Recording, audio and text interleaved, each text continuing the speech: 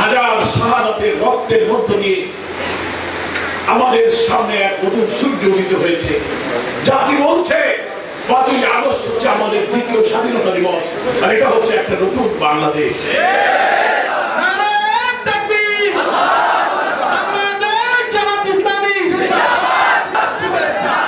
এই বাংলাদেশের স্বস্তি, শান্তি, নিরাপত্তা, মানবতা, মানুষের অধিকার সংরক্ষিত হবে। নতুন করে আমরা এই বাংলাদেশকে বিনির্মাণ করব।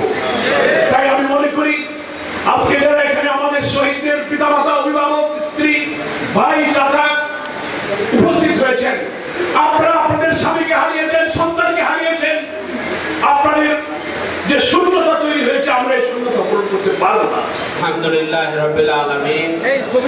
আসসালাতু ওয়াসসালামু আলা বৃহত্তর বরিশাল জেলার সংগ্রামী আমির জনাব অধ্যাপক আব্দুল জব্বার জেলা। আজকের আমাদের এই প্রোগ্রামের যারা সবচেয়ে বেশি সম্মানিত, সবচেয়ে বেশি যারা সম্মানিত, জানতে অসন্তুষ্ট না হয়ে যদি আল্লাহর ফয়সালায় খুশি হয়ে যায়, আলহামদুলিল্লাহ বলে আল্লাহ খান আমাদের মাঝে গুরুত্বপূর্ণ বক্তব্য রাখবেন আজকের এই মহতী প্রোগ্রামে।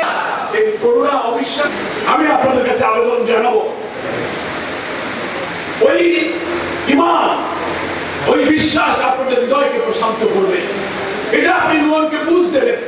কারণ যার স্বামী হারিয়ে যায়, যার সন্তান হারিয়ে যায়, যার ভাই হারিয়ে যায়, কারোর কথায় তার মনে প্রশান্তি আসে না। কারণ যা হারালো, যে যার চলে গেল, সেই বোঝে তার কি যন্ত্রণা।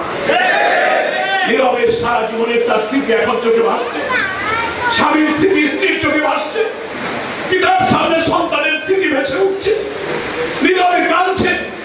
আমার আপনার কথা তো তাদের চোখের পানি বুঝতে পারবে না। ঢাকা সহ সারা বাংলাদেশে 1000 শহীদদের পরিবারের জামাত ইসলামের আমির সহ আমরা সব নেতৃবৃন্দ বাড়িতে বাড়িতে যাচ্ছি, দেখা করছি। তাদের যে শোক, তাদের যে দুঃখ, গুলিতে কিভাবে ছেলেটা জীবন দিল, ছটফট করলো।